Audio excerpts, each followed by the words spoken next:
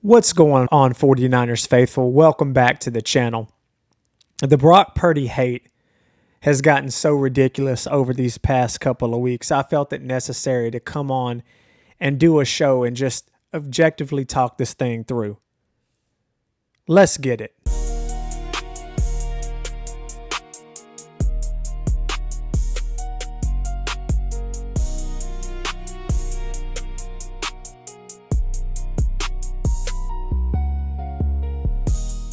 Welcome to the Camman Island Podcast, where we talk all things San Francisco 49ers. I'm your host, David Camman. I'm not certain what's going on. Over the past couple of weeks, I have heard some content where folks are essentially saying that Brock Purdy's not even a good quarterback, that the 49ers will be better off starting Mac Jones or going in a completely different direction.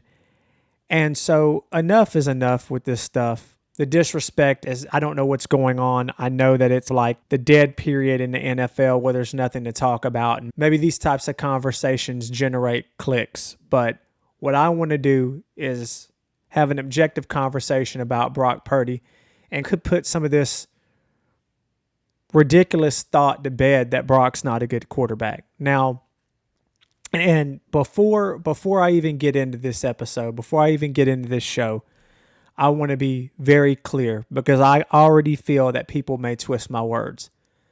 I'm not sitting up here saying Brock Purdy is the best quarterback in the NFL.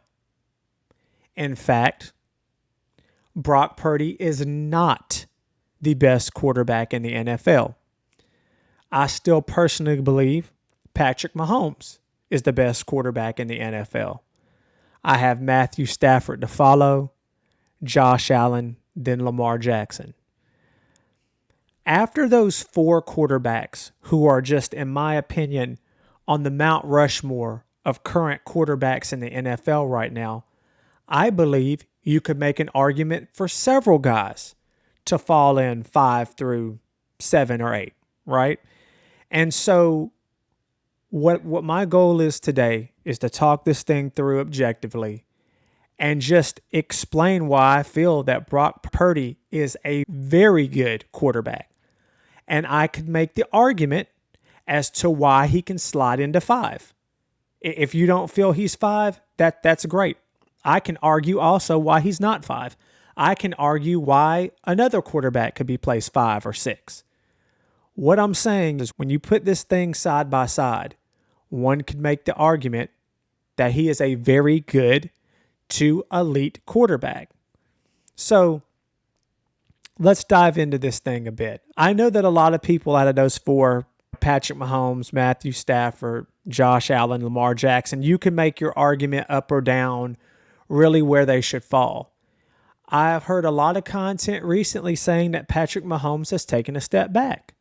And it's funny because I plan to use that narrative to help prove my point on why you could slot Brock Purdy at 5. I'm of the belief that if the Kansas City Chiefs help Patrick Mahomes and get him some help on the offensive side of the ball, he's going to return to his normal elite Patrick Mahomes self. Even Superman has looked a bit human as of late because he's 1 out of 11 players on offense. I don't care how good you are. You cannot win a football game on your own. You have to have players that are going to block for you, catch passes, and run the football. And so I know Patrick Mahomes has had an injury. I have no doubt that he's going to return and continue to do Patrick Mahomes-like things, okay? But just stay with me here, and I want to use a bit of that narrative to help the point that I want to make about Brock Purdy. The fact that people are saying that Brock Purdy is not a good quarterback tells me that people are watching narratives instead of watching actual football. I've heard a lot recently that Brock Purdy does not pass the eye test. What exactly are people watching when they say Brock Purdy doesn't pass the eye test? What does that even mean? Because when I watch Brock Purdy, what I see is anticipation, elite timing, Accuracy, toughness, pocket awareness, leadership. That's a big quality. And it's almost once or twice per game you go, wow, look at that play that Brock Purdy made. So now let's get into it because I can already feel people twisting my words. No, Brock Purdy does not have Josh Allen's arm nor size. In fact, that combination of arm strength and size is incredibly rare, like throughout NFL history. No, Brock Purdy does not have Lamar Jackson's athletic ability. Spoiler alert, in my opinion, Lamar Jackson is a one of one. The guy can hit every throw across the field and run faster than most running backs.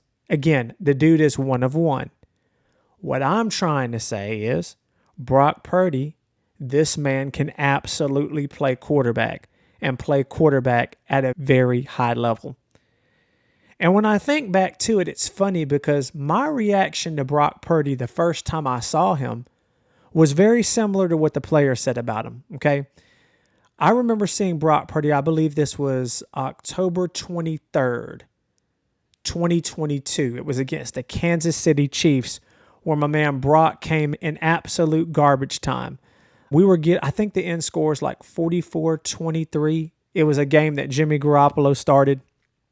And so we were getting the doors blown off and Brock Purdy got to come out there in just garbage time. And the first thing this guy does is whip off a 20-yard pass to Ray McCloud, making history as the first Mr. Irrelevant quarterback to complete a pass in the NFL.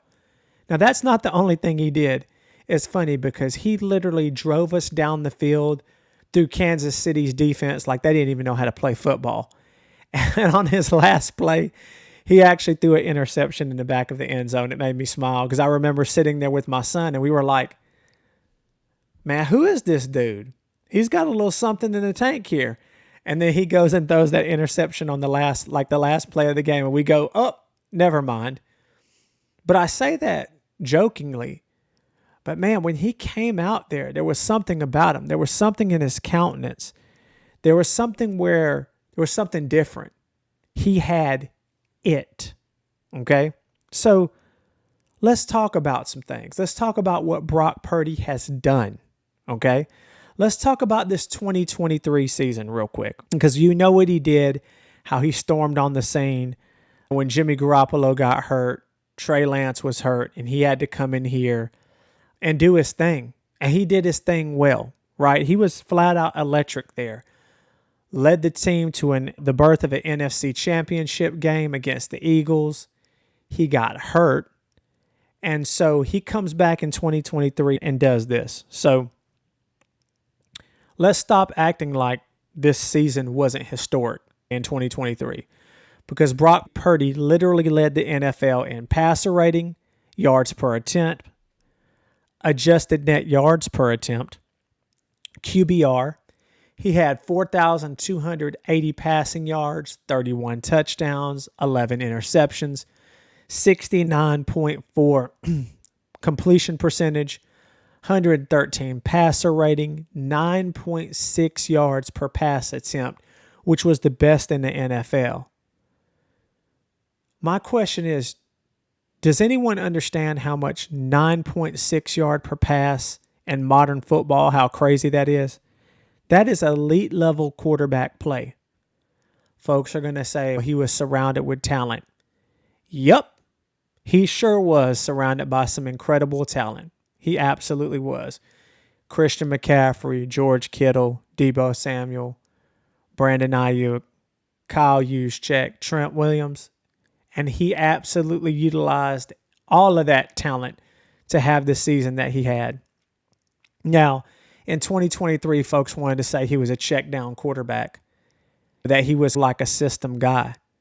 He had over 900 deep passing yards, 10 touchdowns on deep throws, only 1 interception on deep passes, elite completion percentage throwing deep.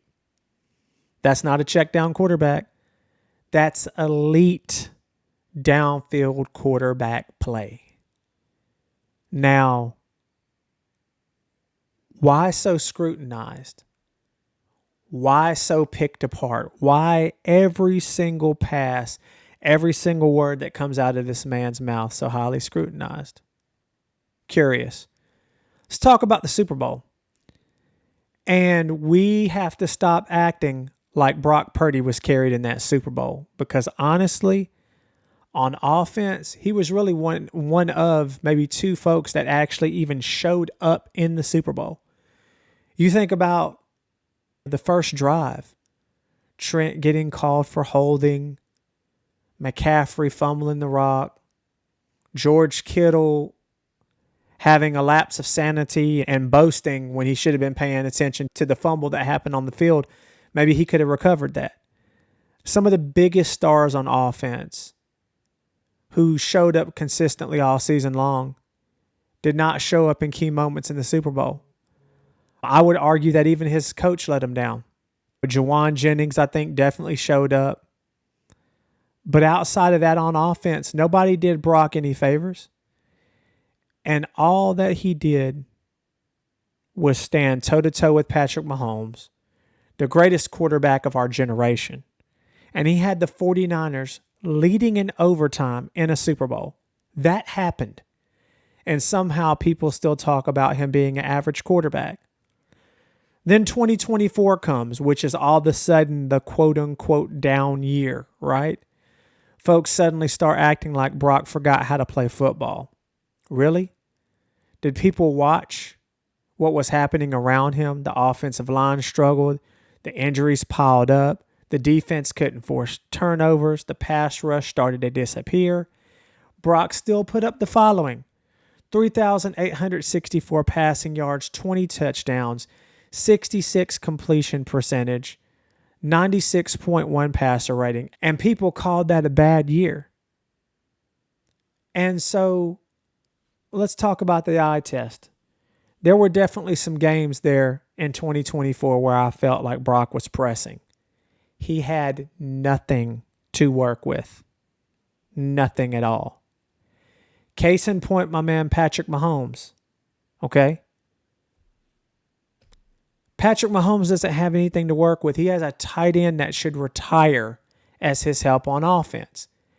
And I'm not even going to get into the Patrick Mahomes versus Brock Purdy debate.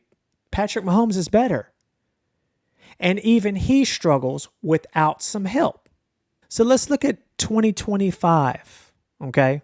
Let's look at this past season. Now, something that I want to say, Brock Purdy needs to stay healthy. Availability is the best ability. And my man Brock needs to play a full season coming up. He needs not to get turf toe in week 1. And I don't think he will. I actually have a feeling the Niners are going to be pretty healthy this year. I think a lot of emphasis is going to be made in the offseason, and a lot of work is going to get done to make sure these players stay healthy throughout the year. I think we're going to be okay injury-wise. Just call it a feeling. Now we're here in the 2025 season, and the disrespect still hasn't stopped. Meanwhile, this is what Brock did in games where he was healthy and played. He had a 7-2 record. 2,167 passing yards, 20 touchdowns, 10 interceptions, 69.4 completion percentage, 100.5 passer rating, 7.6 yards per attempt, 240 passing yards per game. His QBR was 72.8, which I believe put him second in the NFL. And that is despite offensive line inconsistency, injuries at all phases, all levels, weapons all around him missing. Now, again, I know he had Christian McCaffrey, and man, Christian McCaffrey did a great job, but we were not very successful in yards per attempt. Yards per carry were very much down. Okay, so it wasn't like this was a 2023 performance season from Christian McCaffrey. Not saying it was not good. I'm just saying it wasn't that 2023 level when we had all the extra weapons where you could not load a box, etc. And there was very inconsistent defensive support. The team could not get turnovers, so that limited possessions, as well as we couldn't get pressure, so teams could score. So what did that mean on the opposite side of the ball? That means Brock Purdy had to drive the team down the field and put up points for the 49ers to win football games. Now, most quarterbacks would get praised for these numbers. Brock gets criticized for them. 2 performances from last year that I want to point out, because I feel this is where Brock, with limited help and support, put up an absolute clinic. One of those scenarios where you could almost say Brock carried the team a bit, right? This is the thing that everybody wants to see. He's getting paid all this money, $53 million a season, and can he do it without help? Can he do it without weapons? He did it last year. He absolutely did it several games last year. Still not good enough. Folks still talking junk. Folks still saying that Mac Jones is a better quarterback. And I want to be clear. I like Mac Jones. I like Mac Jones a lot. I think in the right situation, in the right system, Mac can be a good quarterback. And that narrative I'm about to make a point on here later in the show. Let's look at what Brock Purdy did against Indianapolis. Let's look what he did against the Colts. And look what he did against the Bears. And at the time the 49ers played, the Colts didn't have a dog water defense. I really think Brock Purdy broke the Colts. And after that game, they started going downhill, honestly. And, man, Phillip Rivers came in there, and this is the point that I wanted to make earlier, because of the defensive struggles. Phillip Rivers came in there passing against our defense like it was his 3rd year in the league, and he wasn't in his 40s. So that could have been a moment against the Colts where Brock Purdy folded. Brock Purdy didn't fold. In fact, he met every challenge head on. For the game, he had 295 yards passing, 5 touchdowns, 73% completion percentage, and a 126 passer rating. Against the Bears. Now, mind you, and this proves what I'm talking about narratives. Going into the game against Chicago, it was that Brock was going to have 1 million turnovers because the Bears, while they didn't have the best defense, were ball hawks, opportunistic, leading the lead in turnovers. And some of that actually came true. Okay, in the game, Brock had 303 passing yards, 3 touchdowns, 72% completion percentage, a 118 passing rating. But that's not the biggest deal to me. He had 2 rushing touchdowns. This is going to give him back-to-back games, people, with 5 touchdowns. Back-to-back games. Okay? No big deal. Nobody's going to give him his flowers for that either. But I want you to remember the first pass Brock Purdy threw in this game. It was a pick 6 to the house. And if I'm not mistaken, this was the game that Trent Williams got injured on from that pick 6. So from the first play of the game, Brock makes a mistake, which I think Juwan Jennings could have helped him out just a bit. Still shouldn't have been a pass that he threw. I get it. Pick 6, first play of the game. Trent Williams, also known as the offensive line, goes down. Perfect reason for Brock Purdy to fold. Instead of folding, he plays perfect the rest of the game. Leads the team to an enormous victory. He has that whole little, dance, juke around pass to Kyle Juszczyk in the front left corner of the end zone.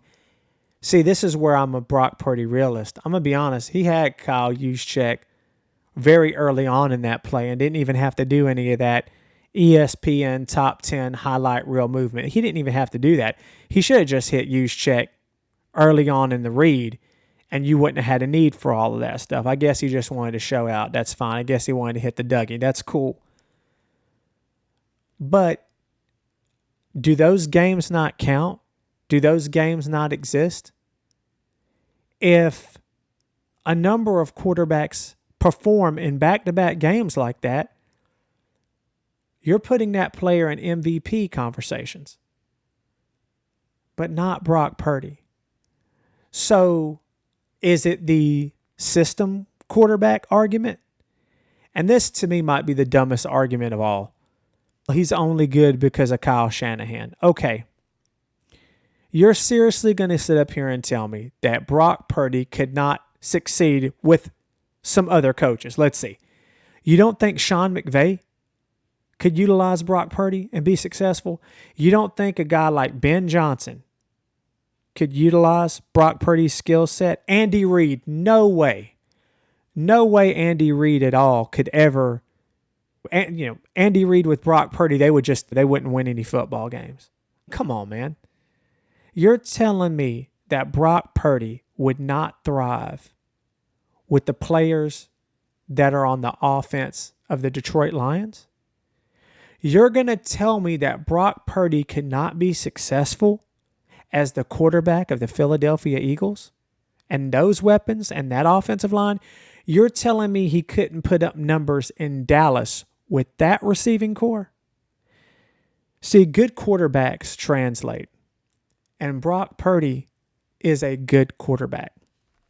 Now, let's get into some of these comparisons, because I love doing comparisons, because when you do comparisons, you can make the argument easily statistically, eye test, for or against a player.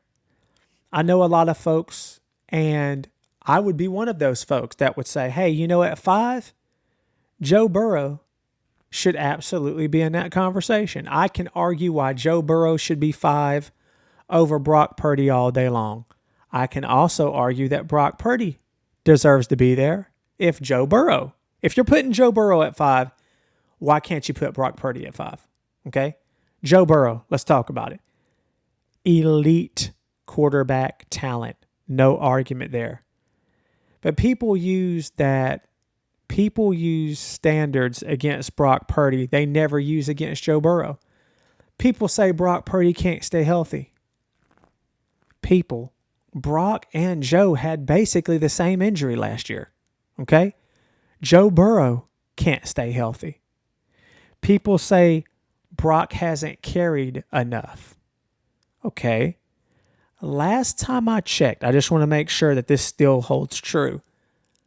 Joe Burrow has Jamar Chase and T. Higgins. And I'm not trying to be a bit ridiculous, but I don't know how else to say this. Half of Jamar Chase's body is more wide receiver talent than Brock Purdy's ever played with. And listen, I like prime Brandon Ayuk was a very good football player, but not Jamar Chase. I would argue that T. Higgins and Brandon Ayuk at one time were pretty much equal. And so you have 2 of those guys. Again, I'm just saying, I know folks are going to say that Joe Burrow's had offensive line problems. I agree with that. But Brock Purdy's not sitting up here with some top 10 offensive line. I'm just saying. Give Brock that receiving core, and let's just see what happens. Again, he doesn't have Joe Burrow's elite arm talent. I get that. I'm just saying those 2 guys can get more open than a never-present, always injured Ricky Pearsall, a super slow third receiver playing as a 1, Juwan Jennings. That's all I'm calling out. Brock did this well without any of that. That's all I'm saying. Let's talk Dak Prescott. I can make an argument why Dak should be number 5. Dak always puts up huge numbers every year. But here's the thing. We want to talk about what matters. What's supposed to matter is wins. Okay? Brock Purdy has plenty of wins. Dak Prescott in the playoffs has a 2-6 postseason record as a starter. Meanwhile, what have the 49ers done to Dak Prescott and the Cowboys when they play head-to-head? What has Brock Purdy done to the Cowboys head-to-head? Again, I'm not trying to be ugly. I'm just saying. And don't hit me with Brock has more talent. Do you not see who Dak Prescott is throwing the football to in Dallas? He has some elite talent to throw the football to. Again, give the 49ers CeeDee Lamb. Maybe, just maybe, it'd help Brock out a little bit. I'm just saying. Here's a good one. Probably my favorite one. Okay? Drake May. Look, I want to be very clear. When I see Drake May play, it reminds me of what I saw with Brock. He just has it. You want to talk about passing the eye test. Kid is talented. He's fearless. And people crush Brock Purdy for turnovers. And I want to be clear. This is something I'm going to say. Once or twice per game, Brock Purdy does this Brett Favre throw. That's the only way I can mention it, where he makes a throw that he tries to sling in there that makes me scratch my head. It's just who he is, right? And so I would like Brock Purdy to not, in certain moments, just try to do a bit too much. I'd like him to take a check down a little bit more often sometimes. But did you know that Drake May, and again, this guy in the MVP conversation, had 15 fumbles and 12 interceptions. And somehow people are more forgiving toward Drake May in his second year. Okay? Think about this now. It's a similar timeline to Brock. Had his first year where you could see it. You could see the talent. It's there. Second season losing a Super Bowl. But already people have Drake May today in a top 5 conversation. Today in a top 5 conversation. But wouldn't even put Brock in the top 15. And after his second year, after going to a Super Bowl, showing up. Okay. And folks are like, well, he hasn't shown me enough yet. He hasn't played enough games. Does that not hold true to Drake May? Why the bias? Why the bias? Is it because where Drake May was drafted, where Joe Burrow was drafted? Could that be it? What's the real issue? Is their draft position biased? I honestly think that's a part of the real issue. Brock Purdy was Mr. Irrelevant. People already decided what he was supposed to be. So now every time he succeeds, people try to explain it away. If Brock Purdy was drafted in the top 5 picks with these exact numbers, people would say he's in the elite conversation. Playoff success. And here's another crazy stat. Brock Purdy has 5 playoff wins. More playoff success than a lot of these quarterbacks that people consistently rank above him. Brock Purdy has more playoff wins than Jordan Love, Trevor Lawrence, Justin Herbert. He has more wins than those guys combined in the playoffs. And it's absolutely head-scratching to me. I'm going to tell you, Jordan Love has more help on offense. Trevor Lawrence has more help on offense. Justin Herbert has more help on offense. And he's done better than all those guys combined. Another thing that nobody wants to admit, almost every quarterback people rank above Brock has more consistent offensive line play, better pass protection, and more stable offensive situations overall. And Brock's still producing, still putting up elite stats. So when we go back to the whole Patrick Mahomes, for example, has struggled lately, he is the Superman, right? He does things.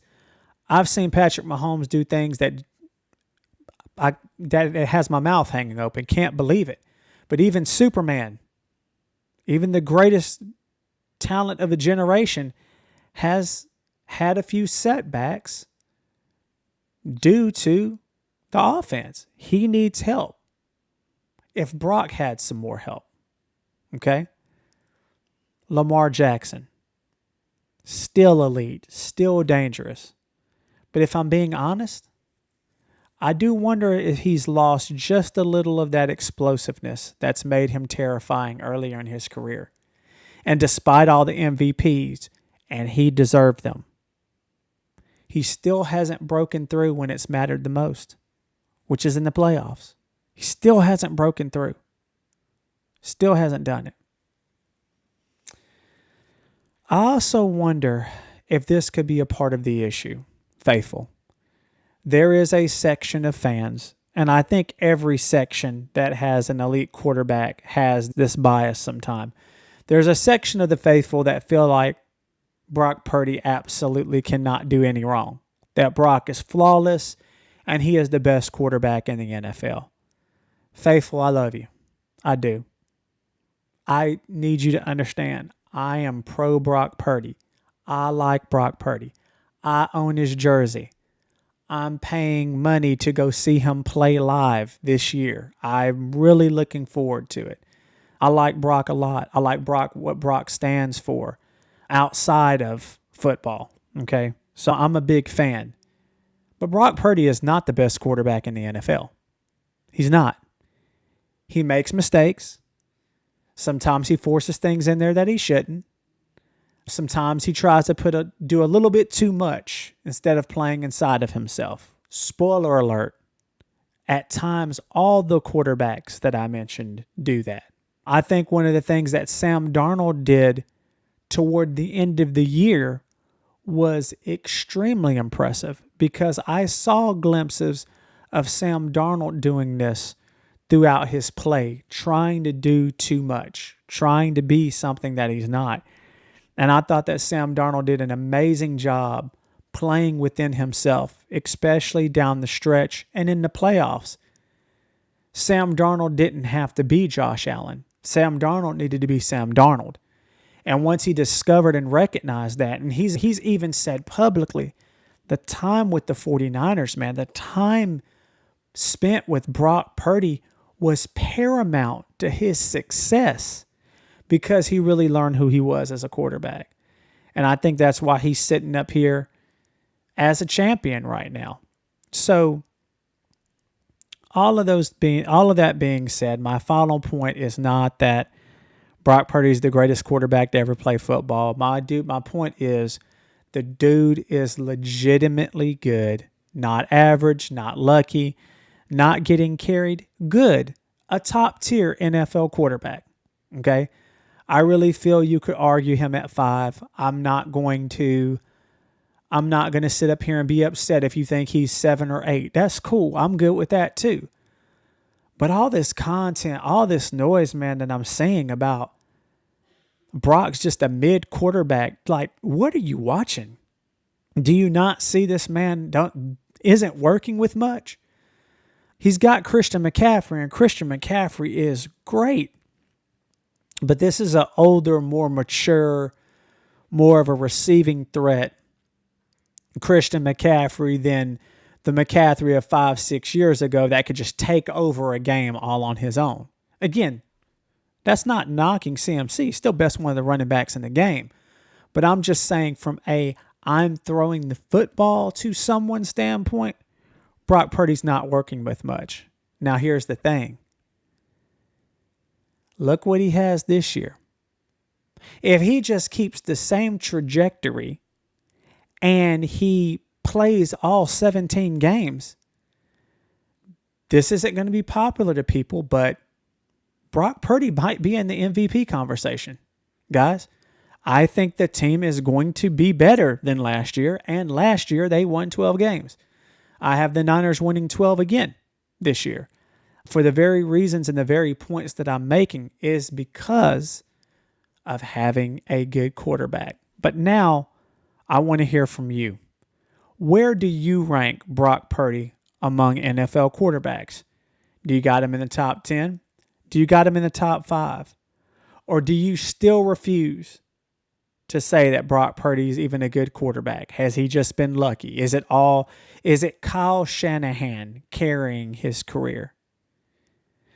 Faithful, if you enjoyed this episode, please remember to like and subscribe, share with the faithful. It really does help out the channel. As always, take care, be blessed, and go Niners.